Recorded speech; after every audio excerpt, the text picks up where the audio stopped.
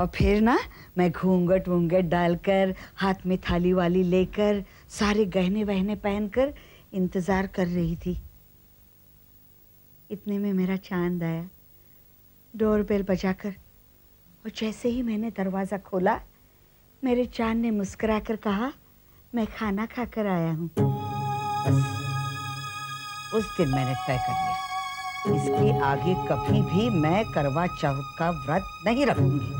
पापा, लो चांद फिर निकला, मगर क्या बात है, बड़ी खुश नजर आ रही हो आज। पूर्वी पूछ रही थी करवा चौथ का व्रत क्या होता है। फिर मैंने उससे कहा, जाकर वो वाली माँ से पूछ, उसे सब मालूम है, क्योंकि वो 365 दिनों में 370 व्रत रखती है। और वैसे भी अमित के साथ शादी होने के बाद पूर्वी को व्रत तो रखना ही पड़ेगा, कोई ना कोई, कभी ना कभी। अरुणा, कब तक चलेगा तुम्हारा ये पागलपन? जब तक पूर्वी की शादी अमित के साथ नहीं होती तब तक। पूर्वी की शादी अमित के साथ नहीं होगी। होगी नहीं होगी, मैं खुद नहीं होने दूंगा। कैसे बाबू तुम? हाँ, मैं ऐसा ही हूँ। पूर्वी खुद तैयार नहीं है शादी के लिए। पूर्वी को अच्छी तरह से मैं जानती हूँ या तुम? शायद तुम, लेकिन उसकी भलाई किस में है वो मैं अच्छी तरीके से जानता हूँ।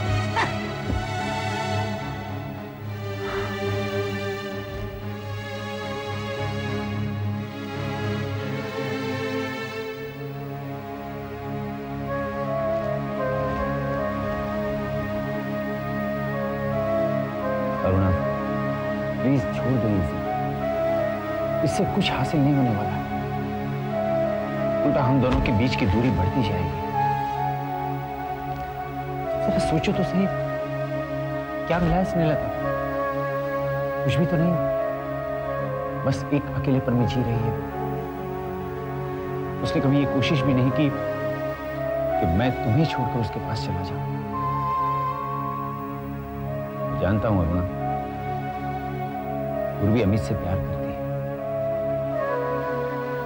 लेकिन Amit is not interested in her. इस बात को हम कैसे भूल सकते हैं? मेरा यकीन करो अरुणा, सारी बातें भूलकर हम नए सिरे से शुरुआत कर सकते हैं। नैना की शादी में बाधा डालकर तुम अपने आप को छोटा साबित कर रही हो।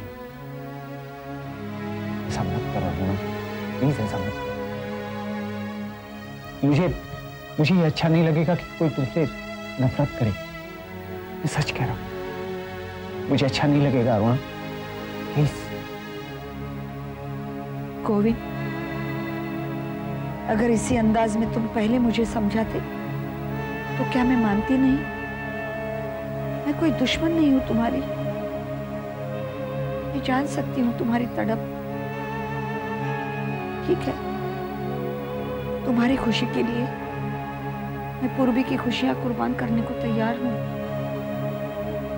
मैं जानती हूँ गलती मेरी थी, मुझे नैना की शादी में कोई बाधाएं डालने का हक नहीं था,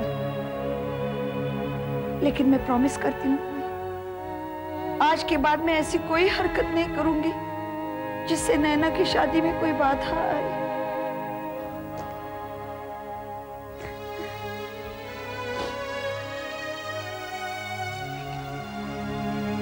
थैंक यू वेरी मच। तुम फिक्र मत करो गोविंद, मैं खुद नैना की शादी बड़ी धूमधाम से करूंगी।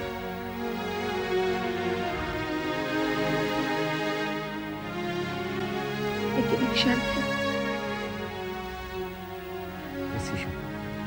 स्नेहलता शादी में नहीं आएगी।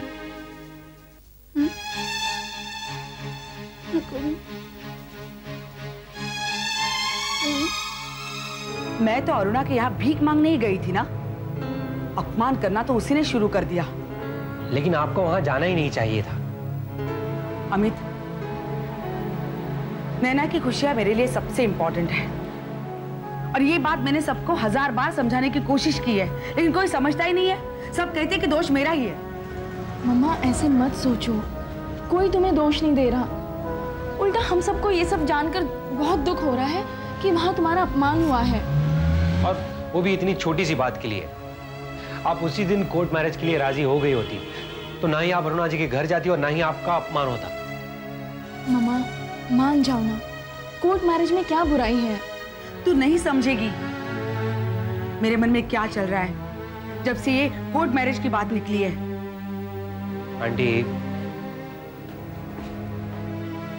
आंटी जरा प्रैक्टिकली सोचिए, और भी तो लोग हैं इस दुनिया में जो कोर्ट मैरिज करते हैं, इसमें बुराई क्या है?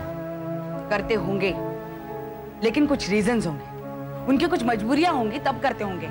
तो तुम क्या समझती हो मम्मा कि हमने जो कोर्ट मैरिज का डिसीजन लिया वो बहुत खुशी खुशी लिया है? कि हमारी कोई मजबूरी नहीं है? कि तुम मजबूर नहीं हो?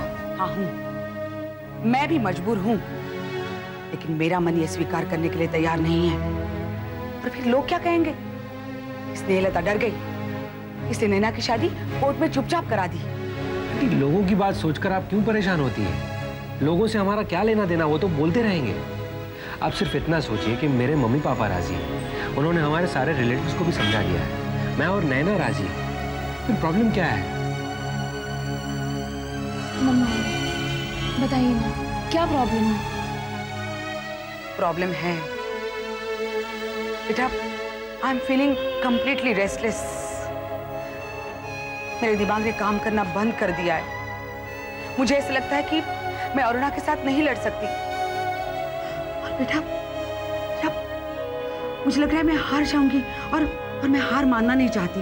मैं बिल्कुल हार मानना नहीं चाहती। मम्मा So I will call you afterwards. Yeah, I can't call you. One second. One second. You're very cute looking, huh? Okay.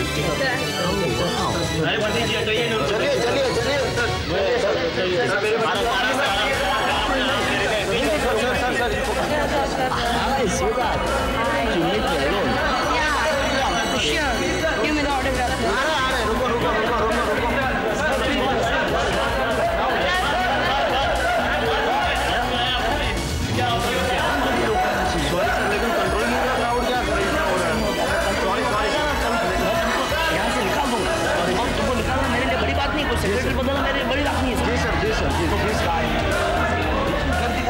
हाँ नहीं आज ब्लैक लेबल पियेंगे सिम्फनी में। हाँ बाद में फोन करता हूँ।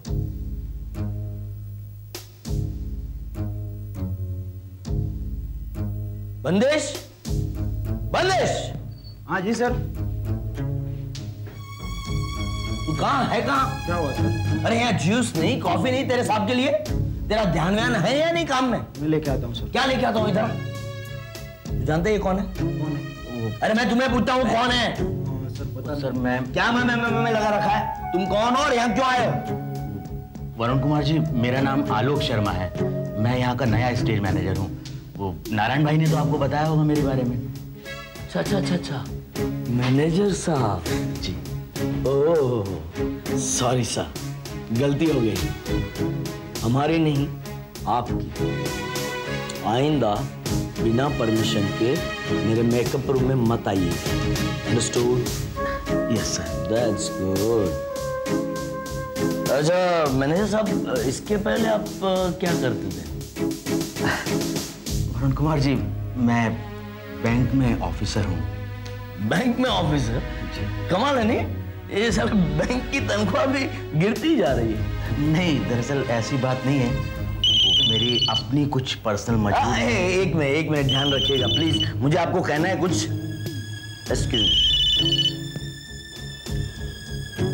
हेलो, हाय स्वीटहार्ट। अरे यार वक्त बेवक्त पे फोन मत किया करो, अर्जेंट। हाँ बोलो। क्या तुम्हारे इस नाटक में से रिप्लेसमेंट कर डालूं? कर दिया। अरे ये इस नाटक की क्या बात कर रही हो? जिंदगी के बहुत से पहलुओं में से मैं तुम्हें रिप्लेस कर दूंगा। रिप्लेसमेंट के लिए भी यहाँ लाइन लगी है। हाँ सीरियल करो, जो करना है वो करो। आइंदा डोंट डिस्टर्ब मी, ओके? मैं क्या कह रहा था?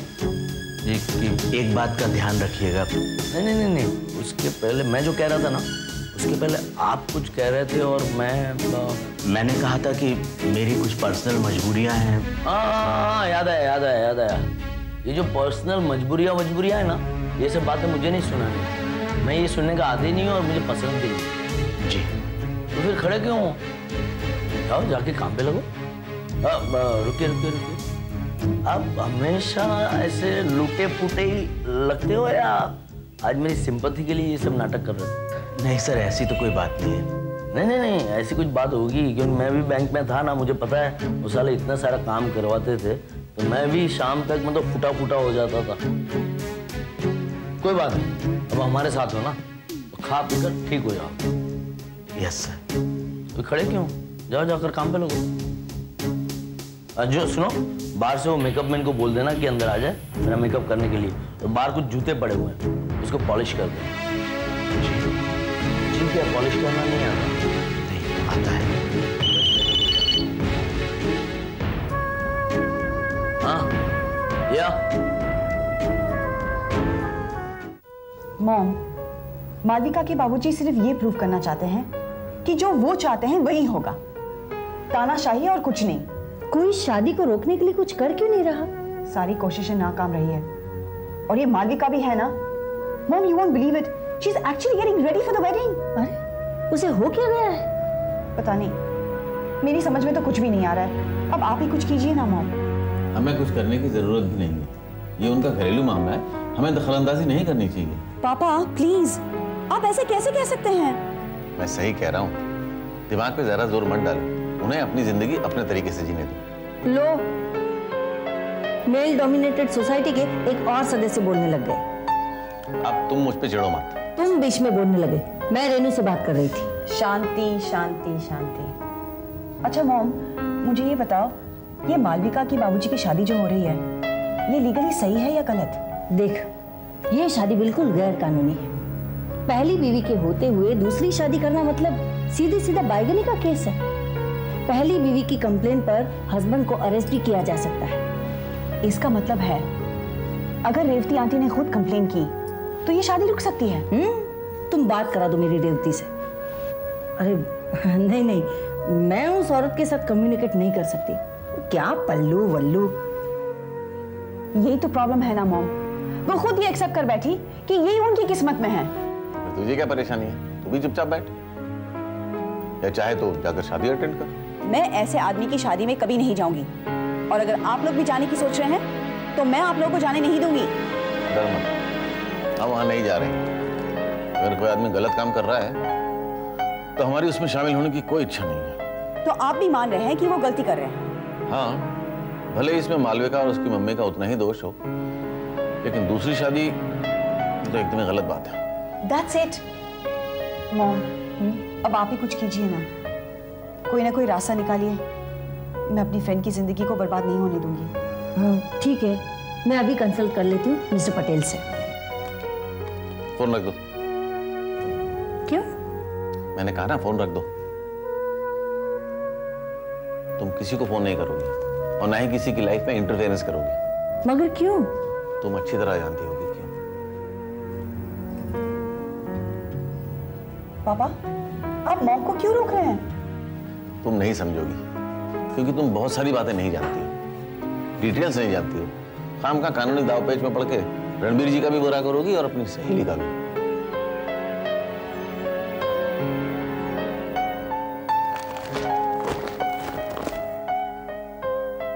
ठीक है, तो आप लोग कोई कोशिश नहीं करेंगे इस शादी को रोकने की, लेकिन मैं अपनी कोशिश जारी रखूंगी।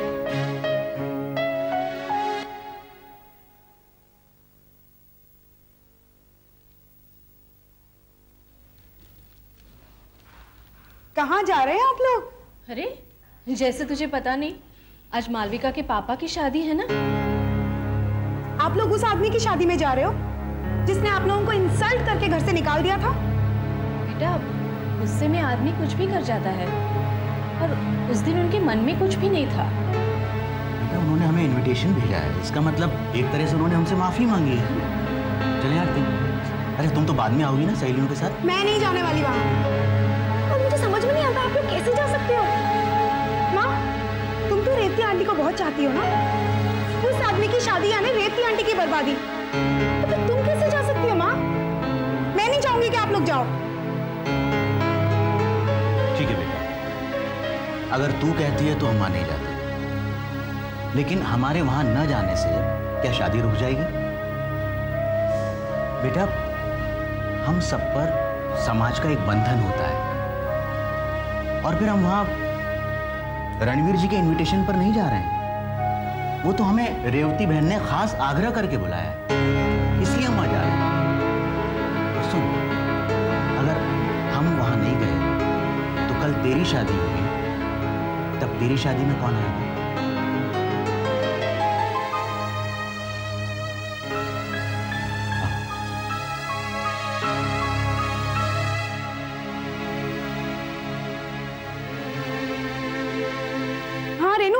शीतल बोल रही हूँ। रेनू, मेरे माँ और बाबा भी शादी पर जा रहे हैं यार। It's so embarrassing। कितनी कोशिश की मैंने उन्हें रोकने की, उल्टा मुझे ही 4 नसीहतें देकर चले गए। समझ में नहीं आ रहा है क्या करूं। जब मैं शादी नहीं रोक रही तो तुम लोग क्यों हाथ धो के पीछे पड़ गए हो? प्लीज आंटी, समझने की कोशिश कीजिए। आपको पता नहीं आप क्या करने जा रही हैं। आंटी, आप खुद अपने पैर पर कुल्हाड़ी मारने जा रही हैं। तो तुम्हें क्या? ये मेरी जिंदगी है, मेरा फैसला है। तुम लोग क्यों हंगामा कर रहे हो? आंटी, हम कोई हंगामा नहीं करना चाहते हैं। हम यहाँ आपको प्रेशराइज करने नहीं आए हैं, बल्कि आपको समझाने आए हैं। आंटी, हम समझ रहे हैं कि इस वक्त आप पर क्या गुजर रही है। समझ गई ना, अच्छी तरह समझ गई ना। क्यों मुझे बार बार याद दिला रहे हो? थोड़ी देर में मेरी जिंदगी बिल्कुल बर्बाद होने वाली है। प्लीज, मैं तुम लोगों के हाथ जोड़ती हूँ, मुझे अकेला छोड़ दो। आंटी प्लीज, आप ऐसा मत कीजिए। कुछ भी करके ये शादी को रोकिए आंटी, हम सब आपके साथ हैं। नहीं चाहिए मुझे तुम लोगों का साथ। अरे तुम लोग मुझे क्यों बचा रहे हो? तुम लोग आज हो, कल नहीं हो। आखिर मुझे तो इनके साथ सारी जिंदगी यहाँ रहना है ना। लेकिन आंटी, आप उनकी दूसरी बीवी के साथ कैसे रह सकते हैं? आंटी प्लीज जरा सोचिए, ये घर आपका है। इतने सालों से आपने इसे अपने हाथों से सजाया है। ऐसे एकदम से आप किसी गैर औरत को कैसे सौंप सकती है? और आंटी, आपको क्या पता गैर औरत कैसी होगी? जैसी भी हो, मैंने इसे स्वीकार करने का फैसला कर लिया। बस दोनों बीवियों को प्यार से रहना बहनों की तरह सीख लेना चाहिए। मैं भी वही कोशिश करूंगी। जैसे तेरी कोशिश रणवीर कामयाब होने देगा। अरे रेवती, रणवीर कोई तुझसे प्यार व्यार नहीं करता। अरे दूसरी जवान बीवी जब घर में आएगी तो तुझे नौकरानी बनाकर रखेगा, नौकरानी। वो ऐसा कुछ नहीं करेंगे मौसी। ये बात मैं बहुत बार सुन चुकी हूँ कि वो शादी नहीं करेगी। देख लिया ना तूने। अरे शादी का दिन भी आ गया और तू बोलती ही रह गई। मौसी, बहुत हो चुका। आप मुझे परेशान क्यों कर रहे हो? आंटी, आखिरी बार, आप ठंडे दिमाग से सोचिए। अगर आप हाँ कहेंगी तो हम सब अभी भी आपके लिए लड़ने के लिए तैयार हैं। हाँ हाँ, नहीं लड़ना मुझे। बहुत देख चुकी तुम लोगों का लड़ना। मालविका कहती रहती थी ना, मैं लड़ूंगी मैं लड़ूंगी। क्या कर दिखाया उसने? बदल सकी अपने बाबूजी को? आखिर खुद ही को बदलना पड़ा ना। अब जाओ यहाँ से, मुझे तैयार होना है और भी बहुत सारे काम हैं। अब जाओगे। और सुनो, प्लीज ऐसा कुछ मत करना जिससे मेरी इस घर में जो जगह है वो भी छीन जाए।